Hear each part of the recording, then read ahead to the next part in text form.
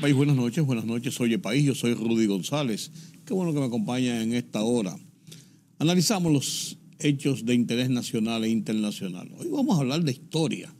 Historia interesante, historia patria, historia de nuestra democracia. Hace 63 años, en la avenida 30 de Mayo, hoy 30 de Mayo, era la autopista, la George Washington, y hoy se llama 30 de Mayo, ese gran tramo donde fue ajusticiado el dictador Rafael Trujillo Molina, con 30 años en el poder, una dictadura sanguinaria que había postrado a la República Dominicana. Un puñado de hombres decidió salir del tirano y darle el paso a la libertad, a la democracia, a la República Dominicana. Y desde entonces, con altas y bajas, con luchas, con muchas situaciones, vivimos en libertad, vivimos en democracia. Este 30 de mayo se conmemora el 63 aniversario de aquella gesta que nos dio la libertad, el ajusticiamiento de Rafael Trujillo. René Fortunato, un cineasta dominicano, ha hecho muchos estudios, ha escarbado en la historia sobre ese acontecimiento, los antes, el acontecimiento y los después. Y los ha plasmado en documentales especializados que, señores, son verdaderas joyas de la historia. Bien editados, bien hechos, bien grabados, con muy buenas imágenes, lo que se podía rescatar de la época, y son parte de nuestra historia.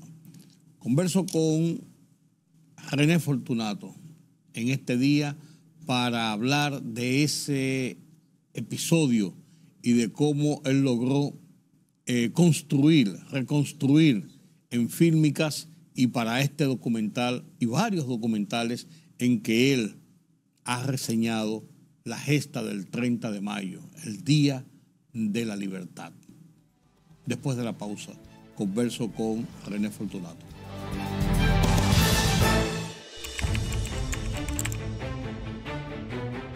Periodismo de investigación, columnas, opinión, análisis, reportajes de fondo. Hora por hora, una completa plataforma multimedia. Periodismo con valor. Noticias horaporhora.com.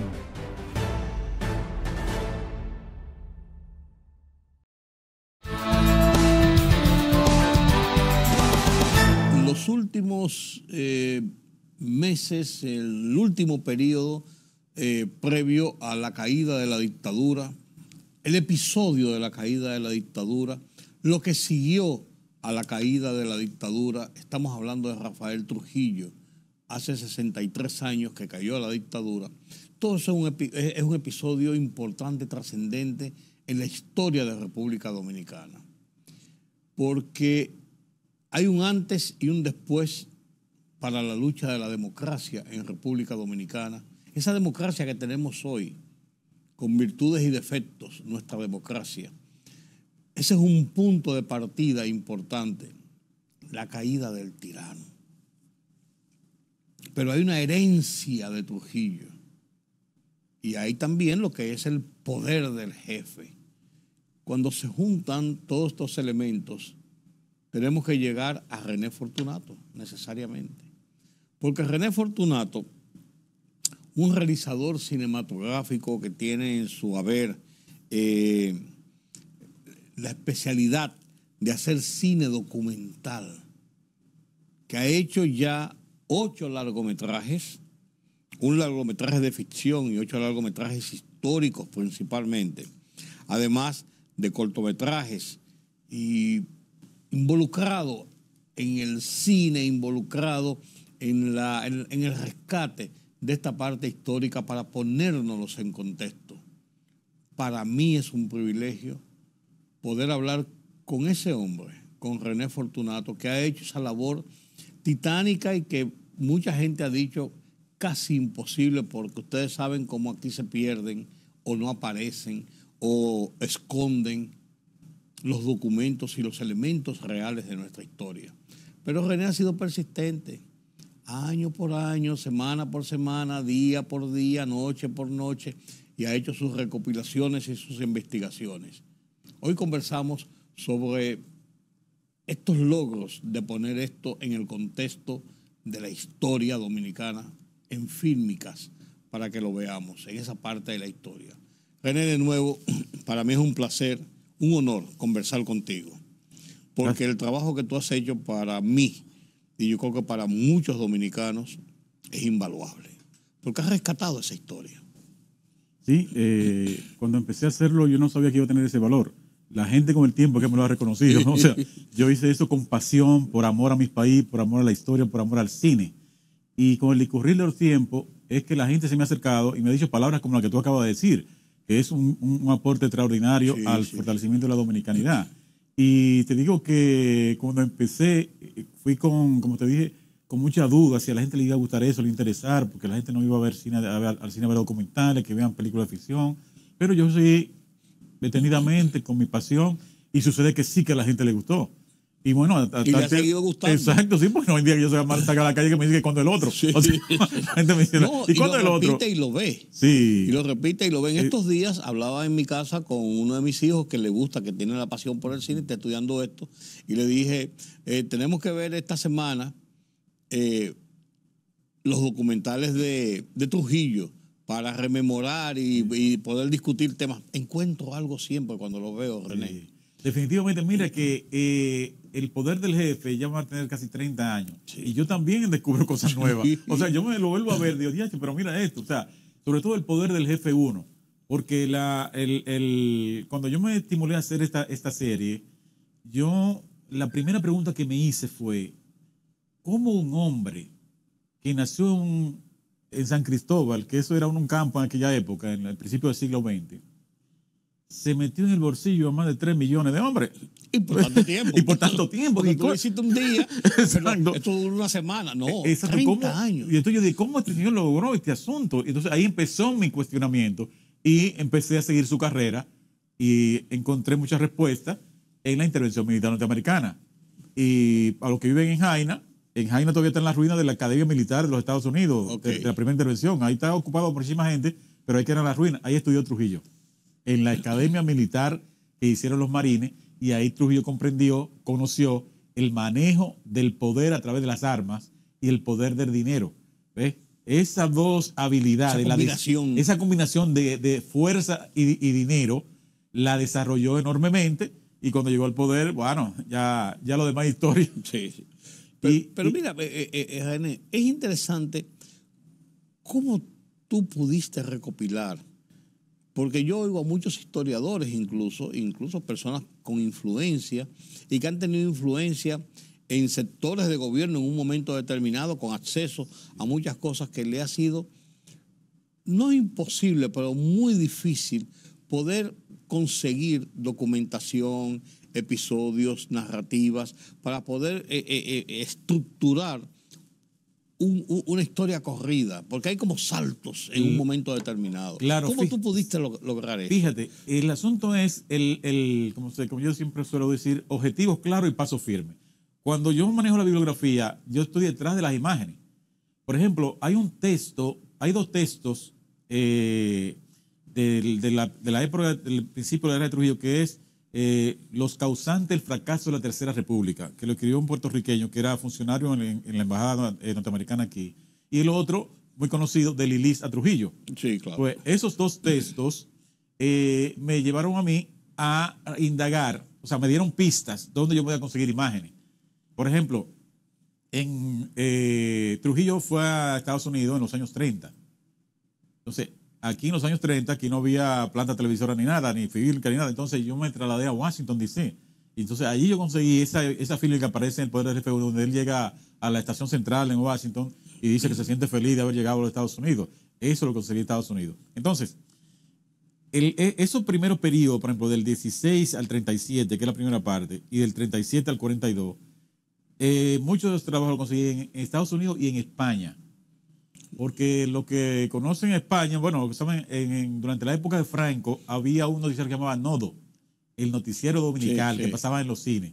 Y ahí encontré yo una considerable cantidad de imágenes de Trujillo, sobre todo de su visita que hizo. Cuando hizo la visita a Franco, Claro. Y entonces también Franco tenía buenas relaciones con la dictadura de Trujillo y mandaban camarógrafos aquí a sus actividades. O sea que eso, paralelo al rastreo de coleccionistas privados. Por ejemplo, mira un dato interesante, Rudy. En Santiago había un señor, apellido Minicucci, que era aficionado a grabar en 16 milímetros todas las actividades que hacía en la calle El Sol y en Santiago. Bueno, el papá de Orlando Minicucci, el famoso pintor. Okay. Su padre era aficionado a eso. Entonces ellos, en los rasos de esa casa que se usa en Santiago, que entonces que hay como tú estás en la sala, ¿verdad? Y arriba hay como cielos rasos. Sí. Que es como para dividir entre el zinc y el techo. Entonces, Sí. Mucha gente guarda cosas ahí. Ahí me encontré en la casa de Orlando muchas latas de películas. Y una considerable cantidad de esas filmes que aparecen en el poder del jefe 2, de ese coleccionista privado. Y así sucesivamente, de gente que tenía cosas que yo le fui grabando y grabando, tú ves.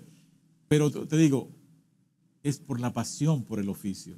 Si yo no tuviera pasión por eso, yo no hubiera eso. Es más, después yo he dicho que si me pagan para hacerlo, yo no lo hago. Porque es demasiado trabajo. Por la investigación que tú has hecho, porque también no solamente es la fílmica es el complemento para darle la fuerza, porque ve la realidad, se ve la imagen, el movimiento, y eso tiene una fuerza tremenda con una historia que muchas veces se escribe con pasión, que muchas veces se escribe, como yo te decía ahorita, dando saltos, que muchas veces se escribe con cierto recelo porque hay familias o hay situaciones que no se quieren mencionar. Pero cuando se unen las dos cosas, la visual y el producto de la investigación, tiene una fortaleza importante. Yo he hablado con algunos historiadores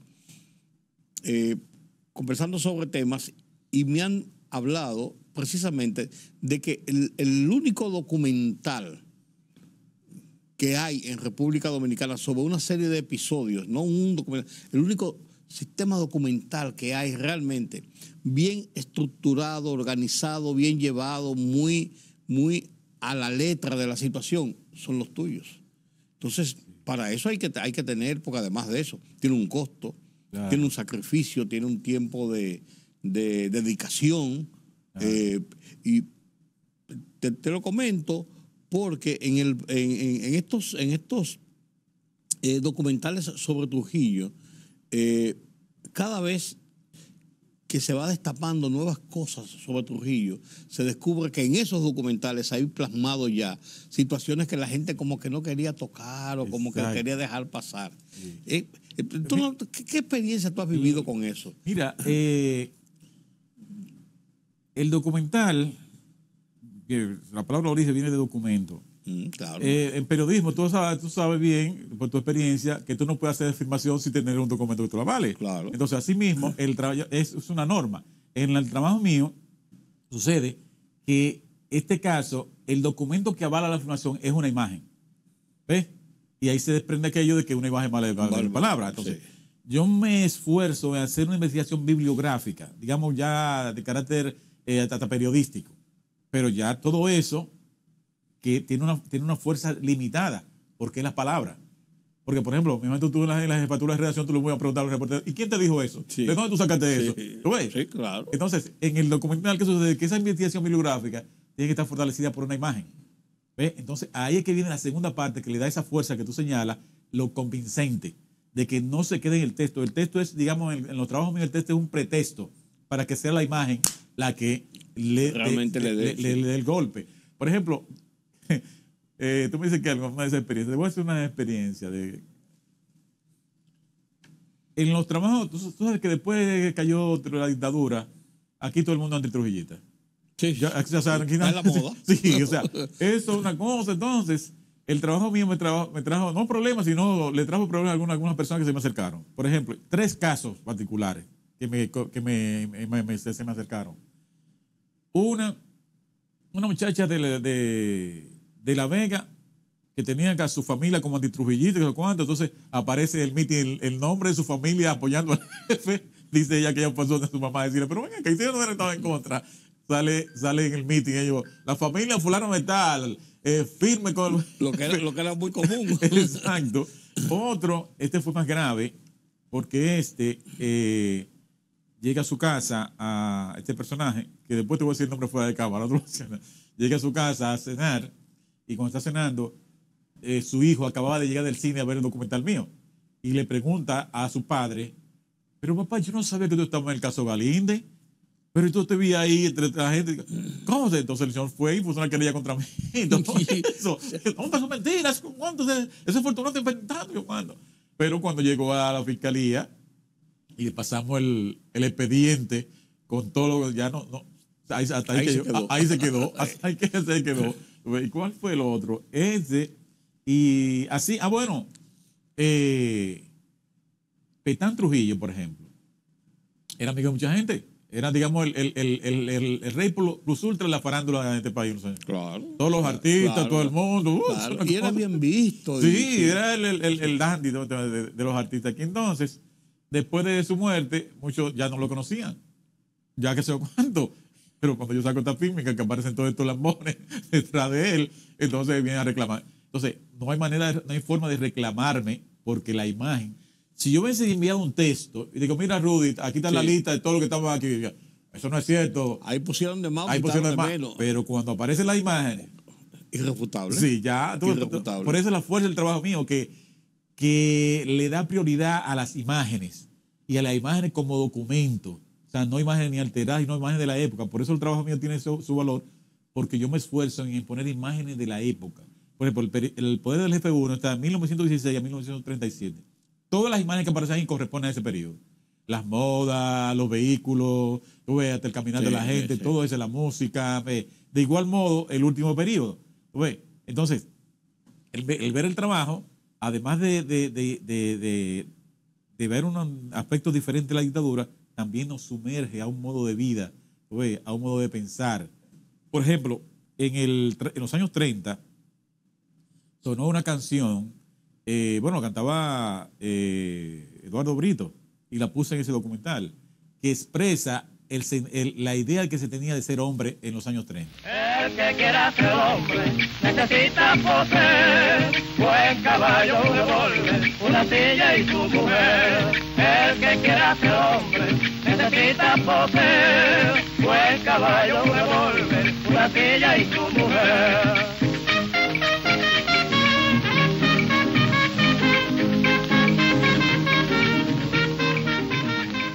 Y dice, el que quiera ser hombre necesita poseer buen caballo, un revólver, una silla y su mujer. Eso es la canción. Entonces, esa era la idea predominante de los años 30. Las características, sí, eso estaba pegado. O sea, el que quiera ser hombre necesita poseer buen caballo, un revólver, una silla y su mujer. Pues, ya, si tú no tenías eso... ese era el por así decirlo, la consigna del momento. Claro. Entonces, Trujillo entonces se encaramoró y ese era el modelo. Trujillo tenía todo eso. Sí. Y más. Sí. Y hacía galas de eso. Claro, claro. Porque varios de sus adversarios reconocen que Trujillo tenía una personalidad impresionante, impactante. Claro. Que donde él llegaba había que prestar la atención. Sí. O sea, no, siempre andaba bien vestido. Sí. Y derecho. Y bien puesto. Exacto. Trujillo andaba dando todo bien puesto y hacía galas de ese respeto y de esa... Aunque tuviera toda otra cosa, pues, en su figura, en su momento, él era una persona muy... Claro, me contó una señora en San Cristóbal que en esos primeros años la era de Trujillo era muy tímido en el acto público. Entonces dice ella que ella estaba en el Colegio San Rafael de San Cristóbal, en un acto. Y entonces había todas esas muchachas haciendo poesía coreada y él ahí tranquilo mirando. Y una se le acercó y entonces él se quedó como tímido sin hacerle... Y dice doña Gracita Varina me contó eso, como yo de 106 años. Hace como que la profesora le dijo, pero desafíelo, señorita, que él no hace daño o algo así, desafíelo. O sea, como que le diera la flor, porque la niña estaba como media tímida, como él. Y él dijo, no, desafíelo.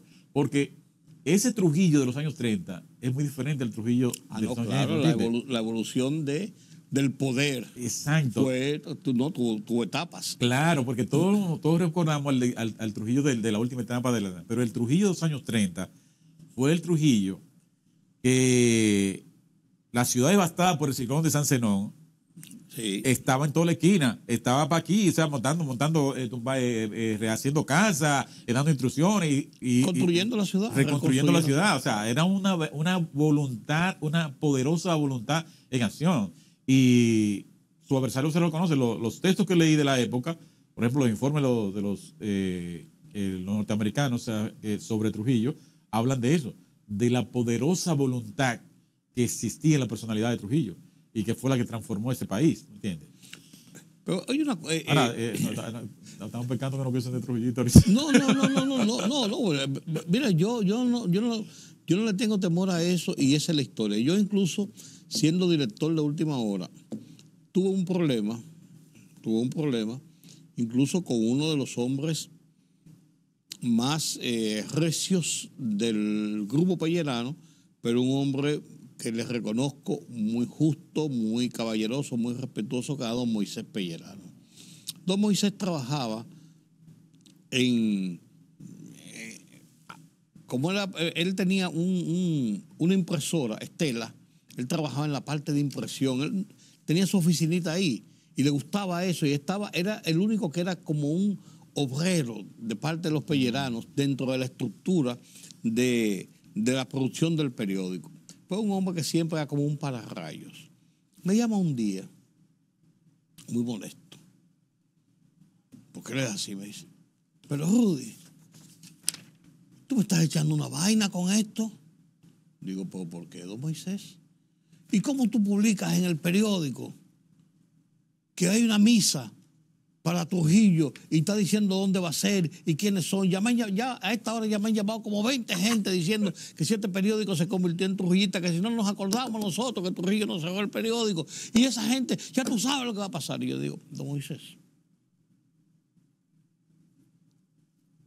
murió Trujillo el 30 de mayo. Le van a hacer una misa en una iglesia. Hay personas que quieren ir a esa misa o las personas que no quieran ir. ¿Es un hecho real?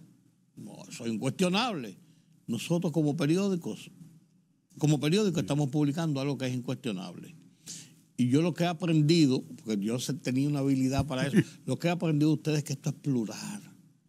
Con nosotros decir que hay esa misa, publicarlo en el periódico, no va a dejar de ser, porque nosotros lo digamos o no. Yo creo que estamos haciendo un servicio.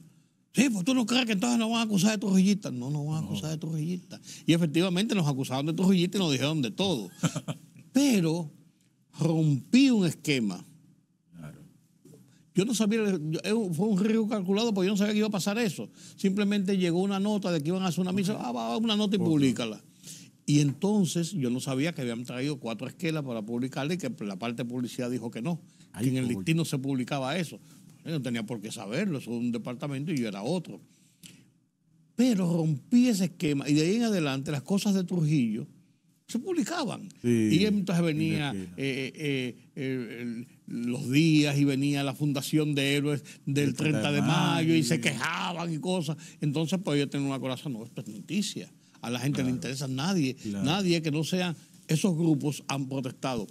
Y eso es una experiencia que yo gané. Y yo me supongo, porque cuando tú me lo dices, yo sé que tuviste que pasarlo. Ahora te iba a hacer una pregunta. De parte de gente de Trujillo, de remanentes de Trujillo, de familiares, de amigos, de personas que participaron en el régimen, ¿tú no has recibido mucha gente que te ha hecho críticas o que te ha cuestionado por lo que tú has plasmado en esos documentales sobre Trujillo directamente? Porque pues, muchas veces quienes se preocupan son los otros, los contrarios. Sí, déjame decir una cosa, que todo lo contrario no ha sido así. No, sí. Y te voy a decir, mira, a propósito de eso que tú señalas, de esa misa se hacía en San Cristóbal y la patrocinaba José Benjamín Uribe. Era amigo personal de Trujillo. Y todos los 30 de mayo se hacía esa misa. Y yo llegué a ir. En la época que yo estaba haciendo los documentales de Trujillo, yo llegué a ir. Y eso estaba ya. Claro, yo fui a ver. Entonces, y ciertamente había muchísima gente. José Benjamín Uribe era amigo de muchachos de Trujillo. me cuentan ahí en San Cristóbal que cuando Trujillo iba a San Cristóbal se paraqueaba en su casa y se sentaba en la galería con él a hablar ahí. Y José, no sé si tú recuerdas a José Benjamín Uribe, él tuvo un papel importante en los 2 años de Balaguer, también fue funcionario de Balaguer. Claro. Y hasta los años 70, 80 seguía haciendo su misa ahí en San Cristóbal. Otro que era íntimo de Ramfi, íntimo de Trujillo, para que tú veas que se me acercó, bueno, a José Benjamín Uribe lo entrevisté varias veces y nunca me reclamó nada, solamente me dijo que se deja mucha mentira sobre el jefe y que él no quería ser parte de todas las mentiras. Yo le dije, no, pues vea mi trabajo, es que mi trabajo no está sobre las mentiras, véalo. Y tuve una relación cordial con él. El otro, que también tú lo conociste, era Pepe Bonilla. Ah, claro, don Pepe Bonilla. Pepe claro. Bonilla de Reintel. De Reintel, que sí. Fue el promotor de Reintel. Bueno, exacto, el dueño de Reintel. Ese era el llave Panaful de Ramfi. Pepe Bonilla tenía su oficina en la Correa y Cidrón. Después que le vendió el canal, él tenía su oficina. El asunto es que en la oficina de él tenía todos sus asuntos de Trujillo. Él tenía el decreto enmarcado grande cuando Negro Trujillo lo nombró a él en obras públicas como ingeniero adscrito a la vaina del Estado. Y en su mesa estaba todo cosa de Trujillo. O sea, es realmente como tenía el doctor Pina Acevedo, que tenía un busto de Trujillo en su escritorio. Y la gente llegaba y se sorprendió. Al lado ahí, era grande. Yo lo llegué a ver, sí, el busto de Trujillo. O sea, esos eran trujillistas declarados y sin una... Entonces, Pepe Bonilla me dijo a mí, recuerdo como ahora, que él había visto mi trabajo y que a él le gustaba mi trabajo porque no estaba sobre la base de la mentira. Ahí tú pusiste los crímenes, pero yo estoy completamente seguro, yo soy amigo de Trujillo, pero Trujillo era un hombre excepcional. Yo nunca me olvidé de esta imagen que me puso. Era un hombre excepcional. Si era de criminal, rompió la barrera del crimen. Si era en bondad, rompió la barrera de la bondad. Si era de ladronar, le rompió la barrera de la ladronación. Él la rompió toda la barrera. Entonces era un hombre excepcional. Para mal o para bien, pero excepcional. Y yo estoy muy agradecido. Entonces él, gracias a él, yo conseguí una gran cantidad de fílmicas de su colección. Porque Pepe Bonilla coleccionaba fílmicas de la de Trujillo. Y muchas fílmicas aparecen en mi trabajo posteriores al Poder del Jefe 1, el 2 y el 3, fue gracias a Pepe Bonilla, me acuerdo con él. Porque él me contó su vida de Trujillo y yo le pregunté a él que dónde venía esa relación después de tantos años de muerte. Bueno, incluso él hasta compró el avión que era de Trujillo, de Ramfi, y todo eso lo tenía. El asunto es que él me dice que él es un hombre agradecido. Que su papá, el papá de Pepe Bonilla y Trujillo, eran guardias juntos. Y dormían juntos en la Fortaleza Osama. Una relación entonces de familia. Pero oye lo interesante, que porque él dice el que mira, Fortunato. Mi papá murió en los años 50, a finales de los 40, por ahí. Mi papá murió. Y el jefe me llamó al despacho y me dijo, ven a buscar cheque todos los meses para que tú termines tu universidad. Y yo nunca me faltó nada. Todos los meses yo estaba ese cheque ahí para que yo terminara mi estudio. Y cuando yo terminé la universidad, fui allá y le dije, mire jefe, ya no necesito más el cheque, pues yo terminé la universidad.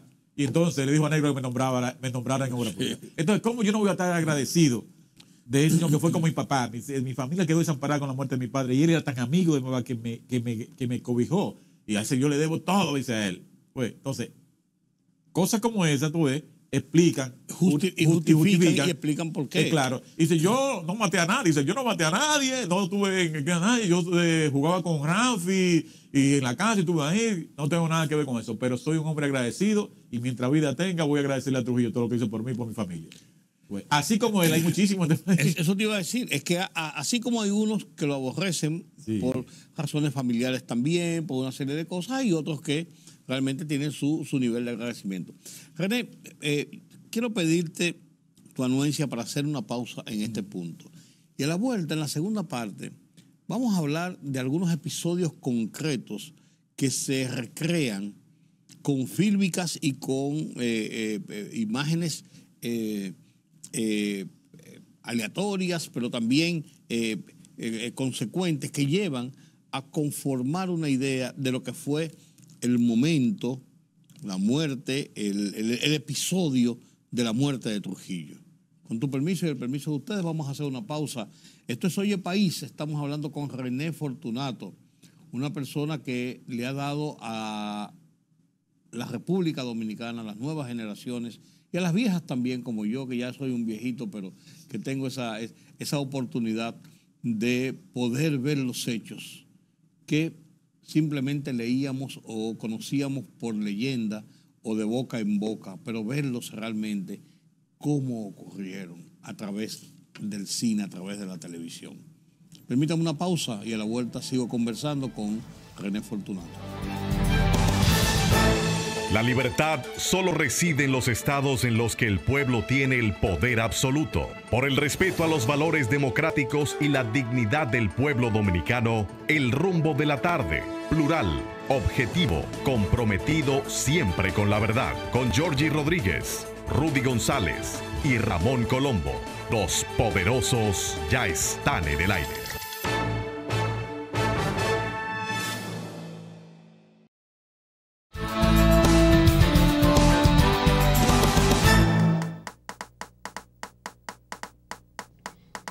Martes 30 de mayo de 1961, 9:45 de la noche, kilómetro 9, carretera Santo Domingo-San Cristóbal.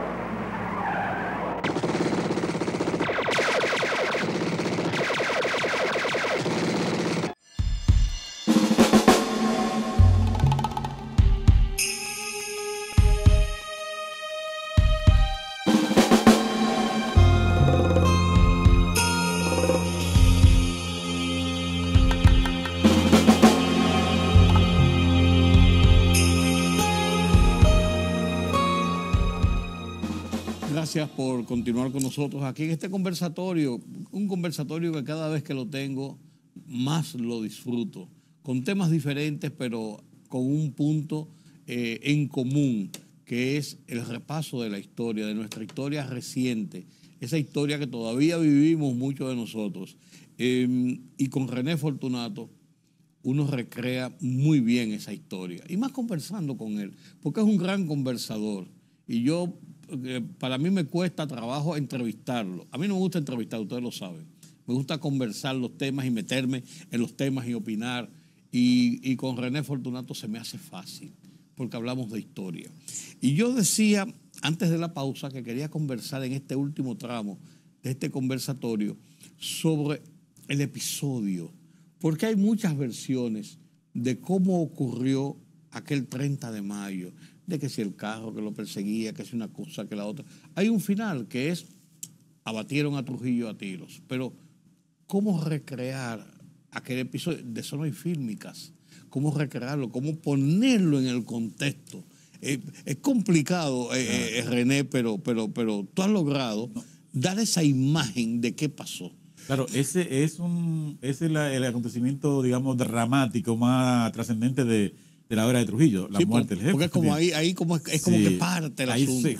Entonces, de ese momento han hecho películas, han hecho documentales, han hecho muchísimas situaciones, pero siguen muchas interrogantes sobre ese acontecimiento. Siguen muchas interrogantes.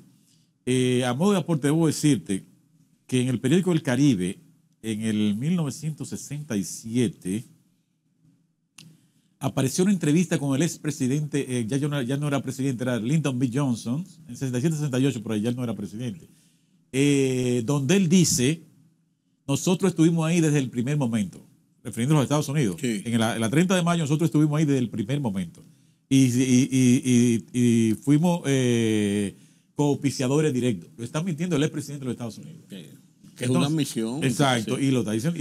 Que siempre se habló de Wimpy, de las armas, de las conversaciones, pero todo eso se queda en una bruma. Sí. Porque a veces parece parte de la ficción, claro, y de personas que quieren ser protagonistas. Sí, mira, eso sin desmeritar a los héroes del 30 de mayo, que tuvieron los timbales de enfrentarse a Trujillo y matarlo. Claro. Pero en un personaje clave que es Arturo Espaillá, Navajita, que estaba muy vinculado al servicio de inteligencia norteamericano. Sí, era un militar que tenía esa conexión. Exacto. Estaba en el restaurante El Pony que está ubicado justo donde está la Feria del Libro, la Feria Ganadera. La Feria Ganadera. La Feria Ganadera. Sí. Estamos hablando de a pocos kilómetros del lugar. Sí. Coincidencia Dice de que la... ese fue el que yo los tiros. Sí, pero coincidencia de la vida que estuviera ahí esa noche, en ese momento. Coincidencia de la vida. Vaya usted a saber. El asunto es que oyó los tiros. Después de una confesión como esa, Sí. uno comienza a decir, Pero coño, qué raro ¿por qué que ahí? ahí en ese momento. Y vio cuando pasaron y todo. Él vio todo. Cuando pasó el jefe y cuando pasaron los otros. Y cuando yo lo tiré, entonces él fue al sitio. Y entonces él va donde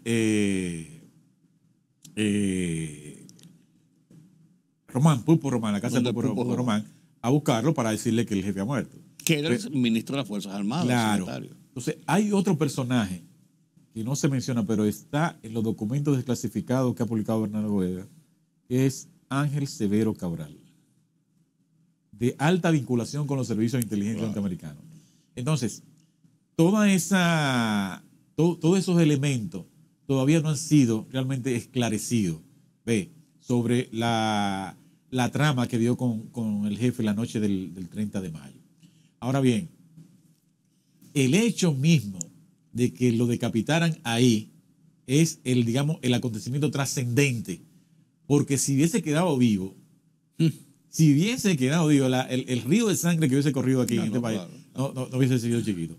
Entonces, armar eso, yo siempre he tenido mi reserva de algún día lo reconstruiremos como indica. No, pues tú hablas de muchos episodios previos, post, y que llevan a recrear incluso a uno a el lugar y el episodio, aunque claro, no esté fílmicamente relatado. Exacto. Otro dato que no está en mi documental y te lo voy a decir ahora, esto me lo dijo a mí Fon Bernal. R.A. Sí, Fon Bernal.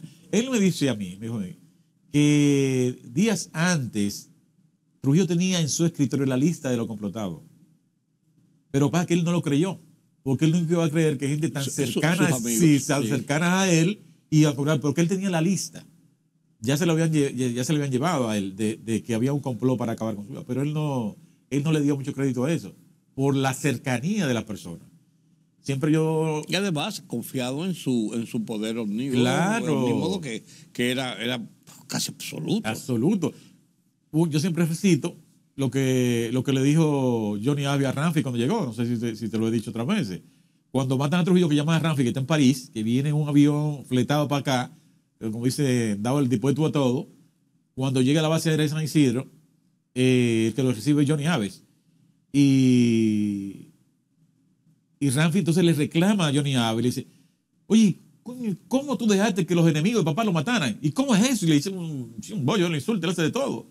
Y entonces Johnny Abe serenamente le dice, disculpe mi general, pero no fueron sus enemigos que lo mataron. Fueron sus amigos. Fueron sus amigos. Ahí te dice la cercanía. Disculpe mi general. Famosa esa frase. Claro.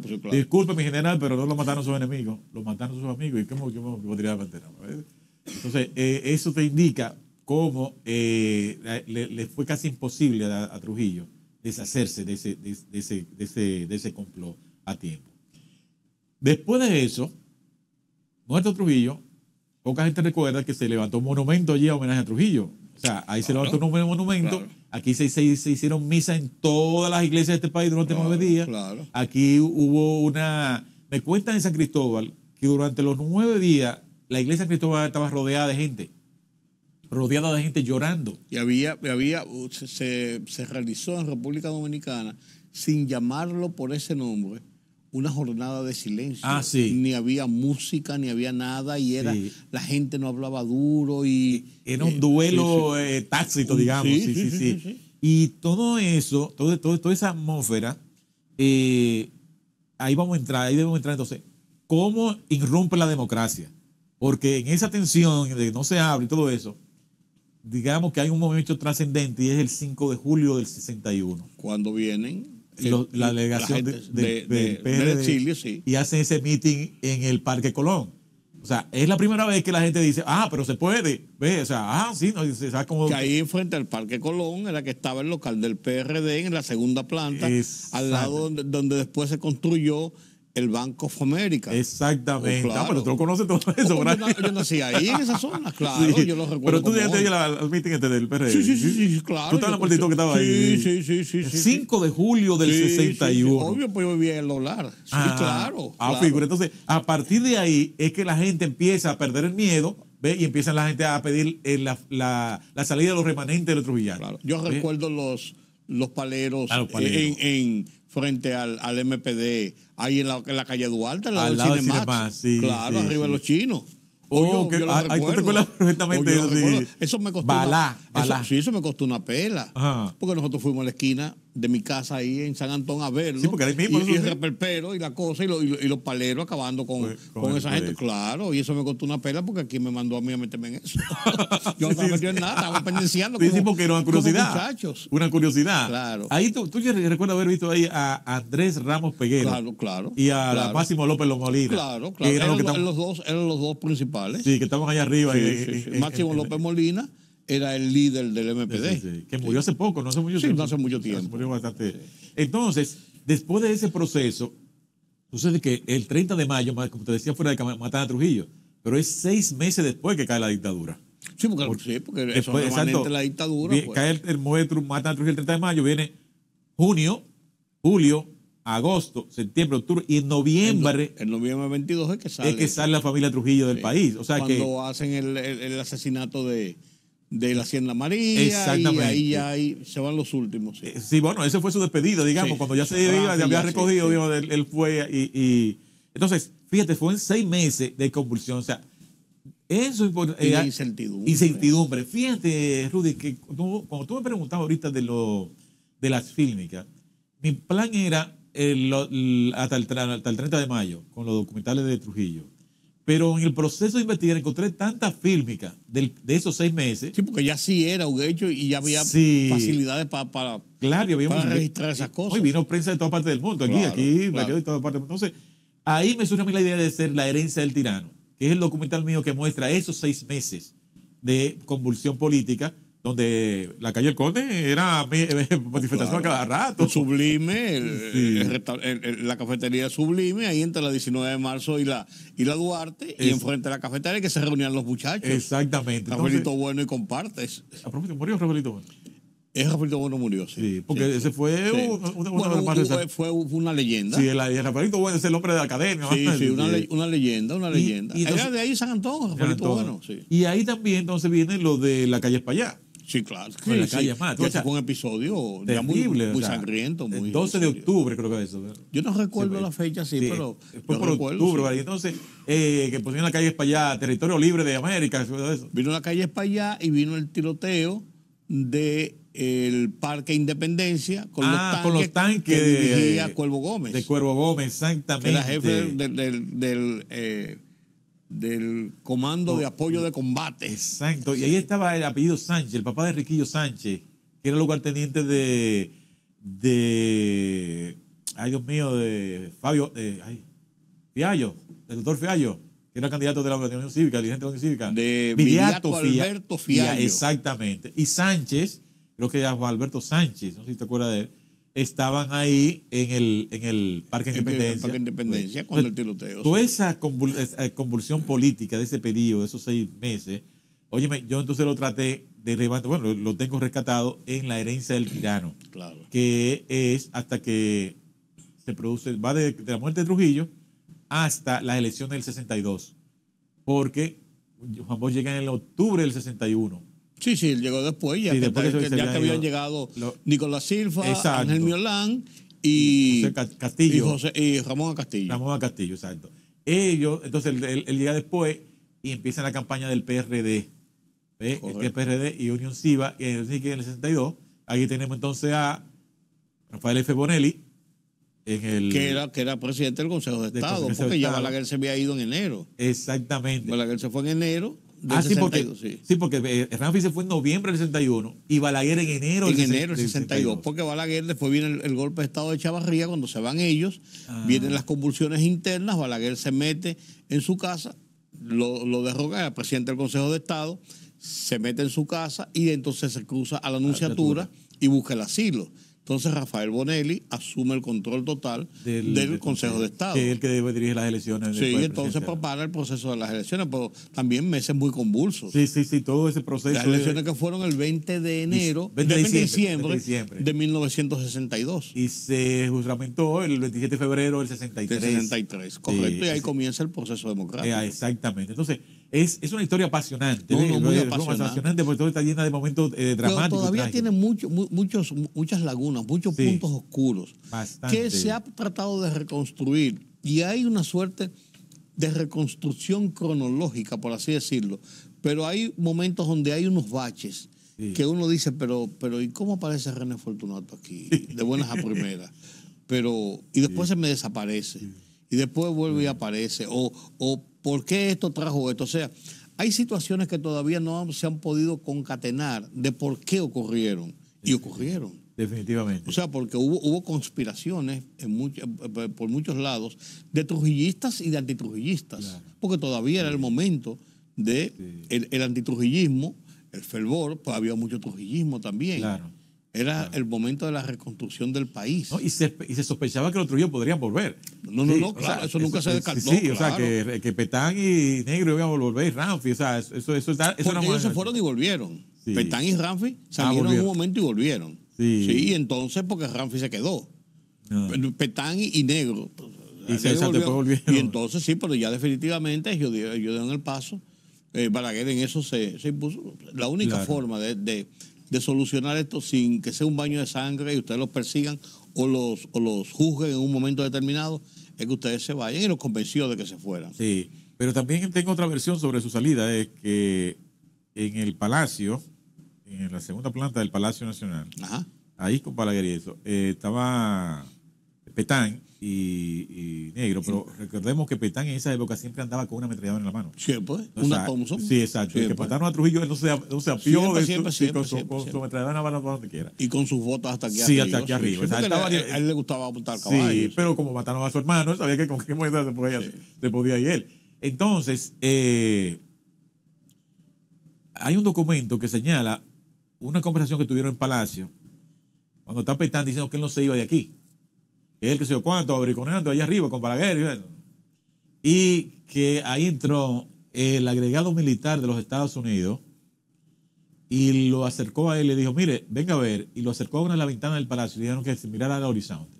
En esa época se veían lo que estaban los barcos allá afuera. En esa época del palacio se veía el horizonte allá. Sí. Y dijo, miren para allá. Y allá estaban el acorazado de los Estados Unidos. Y dijo, si usted no se va, lo que lo van a sacar son esos que están ahí. Usted porta bien o yo porta avión. Exactamente, sí. Míralo allá. Sí. Y le mostraron a él allá. O sea que él eso se ha mencionado. Sí. Pero, por eso te digo, hubo momentos de esas nebulosas. ¿Cómo tú logras entonces armar toda la historia, que tenga una coherencia y lleve a un seguimiento casi cronológico al momento? Mira, ese es uno de los grandes retos. Sí. Porque en acontecimientos donde hay muchas versiones, es un gran reto tú mantener una línea que te dé la coherencia y sobre todo que le resulte convincente a quien tú se lo estás diciendo. La lógica, que te establezca la lógica. Sí, porque hay cosas que tú dices, pero es que esto no me cuadra. Claro, no, sí. Entonces, para eso, ahí entra la investigación bibliográfica. ¿Ves? La investigación bibliográfica y documental comparada con la testimonial. ¿Ves? Porque que se contraponen y llegan a un punto de realidad. Exactamente. Entonces, mira, yo, por ejemplo, tengo por norma, cuando investigo, leo texto del periodo que estoy trabajando, trato de buscar gente que vivieron el periodo. Y lo contrasto con lo que están diciendo los textos, incluso de los periódicos. Claro. ¿Ves? Y entonces... Y trato de buscar varias, no unas, varias. Y ahí yo voy armando. Te da el punto medio real. Exactamente, de cómo fue la situación. Mira, pero también, y no dejes de mencionar, lo voy a mencionar yo porque tú no lo vas a hacer, también la credibilidad de quien está haciendo el trabajo. Exacto. Porque si hay una persona que está haciendo el trabajo, un equipo de personas que está haciendo el trabajo sobre la base científica de la historia, de la recopilación de datos y de buscar la verdad, eso tiene un valor que no un sensacionalismo, o cosas que después resultan, no, pues no es verdad, o es verdad, no es verdad, y lo peor es que sabiendo que no era verdad se usó, que son. Claro. Entonces, la credibilidad también vale mucho, René. Claro. Y eso, tú no lo vas a decir, no, pero es así. Sí. Pero sí, no, tienes toda la razón. Un medio, una persona, fortalece su credibilidad en la medida en que habla la verdad y que habla con documentos para demostrar lo que ha afirmado. Claro. A mí me encanta esa escena que solemos ver en los tribunales de los Estados Unidos. Que cuando tienen entrevistando a una persona que jura decir la verdad y no da la verdad, y si le preguntan y le demuestran que está hablando una mentira, le solicitan que desmonten todo lo que ha dicho. Así es. O sea, ¿usted conoce a esta persona? No, yo no la conozco. Una mentira pone en duda todo lo que ha dicho. Exacto. Y ahí le dicen, magistrado, vamos a eliminar todo el testimonio de este señor porque mire que ha hablado más de mentira. Él ha dicho que no conoce a esta persona y míralo aquí donde está compartiendo con él en tal año, tal día. Sí. Así que si tú dijiste 80% de verdad y dijiste una sola mentira, todo eso se te fue abajo. Así es. Entonces, ese esquema yo lo tengo ahí, que no tratar de no dar un solo dato incierto, porque pone en duda todos los otros. Claro. O sea, claro. un solo dato erróneo que pone en duda todo lo demás. ¿Qué es lo que recurre a alguna gente por el tema del sensacionalismo o de buscar un impacto con una situación? Y entonces a veces no sabe el daño que hace quizás a un recuento histórico, a una investigación ya profunda. Un solo dato lo daña. Exactamente. Es bueno eso que tú has señalado y que los televidentes y las personas ahora se adiestren en eso, en detectar los que tienen ausencia de credibilidad con los que tienen credibilidad, sobre todo esto de las redes sociales. Claro. Por ejemplo, ahora en YouTube hay cantidad de canales y cantidad de gente con canales diciendo de cualquier cosa y especulando y todo eso. Entonces, pero yo, por ejemplo, cuando quiero ver noticias en YouTube, yo veo la BBC de Londres. Ya yo sé que ahí no hay vuelta floja. Yo pongo BBC News y ahí yo sé que esta gente, y no solamente porque sea ellos, sino porque lo que están diciendo, lo están diciendo con propiedad y con y lo han investigado. Y lo han investigado. Están conscientes de que es la verdad. O sea, yo no busco todo eso especuladero. Ya hay situaciones, güey. Bueno, la Deutsche Welle de Alemania.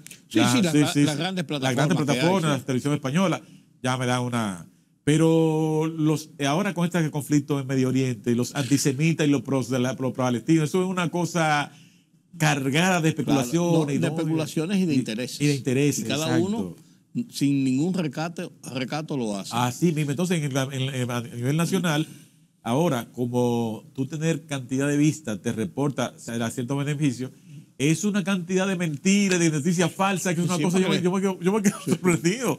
Pero o sea, de una forma descarada. Incluso. Descarada. Entonces, ya por lo menos antes, aquí la gente estudiaba periodismo. Había un instituto de periodismo que tenía Pitaluga el Conde, y que quería ser periodista y estudiaba algo. Claro. Aquí no, aquí cualquiera ahora se engancha el título de comunicador y empieza a hablar barbaridades por ahí. Yo digo, por eso hay comunicadores y periodistas. Sí. Entonces yo me quedo sorprendido, digo, pero hay mucha bibliografía sobre la parte final de la época de Trujillo, confiable, aparte de lo que publicaban los periódicos, pero en algunos textos, en algunos documentos por ahí. Mira, en la era de Trujillo, creo que, del Trujillo como personaje, yo creo que el personaje histórico dominicano que más libros se han publicado. Sí. No me cabe en duda, el que más textos se han publicado. Déjame tener una experiencia. Estando yo en la Biblioteca del Congreso en los años 90, que ya estaba investigando para la segunda parte del Poder del Jefe, estuve en la sesión de América Latina allí, y el señor que está allí, yo le digo que me dé un listado de las publicaciones que hay sobre el dictador dominicano Rafael Leónidas Trujillo. En esa época, la impresora tenían unos hoyos al lado de los papeles. De forma continua. De forma continua. Y él me dijo, sí, se lo voy a imprimir. Y le dijo, óyeme, eso empezó a tirar una lista. Y tú dijiste, ¿qué voy a hacer yo con esto? Sin ánimo de sarear, de aquí a la 27. Sí, oye, pero entonces hasta que yo le dije, parara. Porque era una cantidad en los años 90, hace 30 años. Porque solamente usted tiene que pensar que en los 30 años de la dictadura de Trujillo, el Partido Dominicano tenía una división editorial que publicaba libros, folletos y cosas de Trujillo. Sí. Y ahí se publicaron cantidad.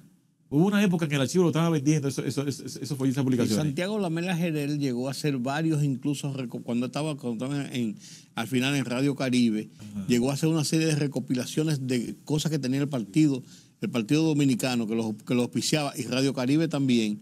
y estaban ahí, comenzó a hacer una serie de tomos. Sí, pues entonces figúrate la cantidad de libros que se publicaron en la era solamente el Partido Dominicano. Luego de caer la dictadura, la cantidad de libros que se han publicado aquí y fuera sobre Trujillo es una cosa inconmensurable. Por eso yo, sin ánimo de errar, puedo afirmar que el personaje histórico dominicano que más se ha publicado es Rafael Leonidas Trujillo Molina. Para bien o para mal, en pro y en contra, pero ese es el personaje que más... Porque es que el personaje de Trujillo tiene una cualidad que está en la psique del ser humano. ¿Cuál es? Todos los seres humanos aspiran por poder. Mucho o poco, pero todos aspiran por poder. Y él desarrolló un poder exacto, absoluto. Y entonces él tenía poder personal, poder de dinero, poder militar, poder, todo tipo de poder. El poder hacer. Entonces, cuando aquí se habla de que va a venir Trujillo, yo lo que hago es que me río. Aquí no va a venir ninguna dictadura de Trujillo. Aquí lo que hay que hacer es estudiar el comportamiento típico de la dictadura, el totalitarismo. ¿Ves? Pero de Trujillo y de su era nos falta mucho por aprender. Así es. Nos falta mucho por aprender sobre todo del funcionamiento del Estado, sobre todo del sentido del respeto a la dominicanidad. ¿Ves? Porque si una cosa hay que reconocerse a la dictadura es que la dominicanidad tenía un mayor prestigio que ahora. Un mayor prestigio. Nos duela decirlo o no. Salir con un pasaporte en la era de Trujillo dominicano, que no todo el mundo lo tenía, pero el que lo tenía, eso era mirado con respeto. Ahora tenemos una democracia que es un salto cualitativo y debemos protegerla y todo esto. Pero debemos tratar de asimilar las enseñanzas de la era de Trujillo, que por salir dentro de la era de Trujillo le hemos echado a un lado. ¿Ves? Hay que aprender porque como dice un filósofo, todas las cosas positivas, negativas tienen algo positivo. Tú te fijas, yo he estado fuera de este país y las principales legaciones diplomáticas de este país, las más importantes, fueron aquí de Trujillo. Por ejemplo, la Embajada Dominicana en Puerto Príncipe, ve a ver, es un palacio. Es un palacio, una cuadra de eso contra Trujillo. La embajada, la de Washington, esa también fue comprada con Trujillo. Señores, el consulado de Nueva York, dominicano de Nueva York, está en Times Square. No se ve eso ahí abajo, ese es el consulado dominicano, comprado por Trujillo. Después, en los gobiernos democráticos, alguien lo vendió y compraron otro lado. Pero ahí donde está el Times Square, al centro del mundo, ese es el consulado dominicano. Y la gente dice, con cierto desdén muchas veces, aquí lo que hace falta es un Trujillo. Pero lo que no se da cuenta la gente muchas veces es que esa alegoría, vamos a decirle, esa referencia tiene un sentido, que es esa otra parte de que desgraciadamente a base de la fuerza y del poder y de la opresión había orden. Exacto. El gran problema de la democracia es que no ha sabido mantener ese orden y ese respeto dentro de un marco de libertad. Así es. ¿Ves? Ahí es el gran reto. ¿Ves? Porque mira, ahora la gente está hasta aquí con la bendita delincuencia, hasta arropándonos aquí. Sí. Entonces, ¿cómo lograr orden y respeto dentro de una estructura democrática como la que tenemos? Eso yo creo que ese es el gran reto. Pero el cuco de que va en Trujillo, que se olviden eso, es orden y respeto en democracia y libertad. Pero una experiencia que debemos tener siempre presente para, como tú dices, las cosas que pueden ser positivas o que se pueden sacar de positivas de la época versus las cosas que fueron negativas. Sí, claro. René, qué placer de nuevo conversar contigo. Para mí es una enseñanza y te confieso que cada vez que converso contigo aprendo siempre algo nuevo. Ay, gracias. Para mí es un placer y yo espero que ustedes hayan disfrutado de este conversatorio, de un tema tan trascendente y tan importante para nuestra historia y para nuestra vida cotidiana. Gracias de nuevo, yo soy Rudy González. Nos vemos en la próxima.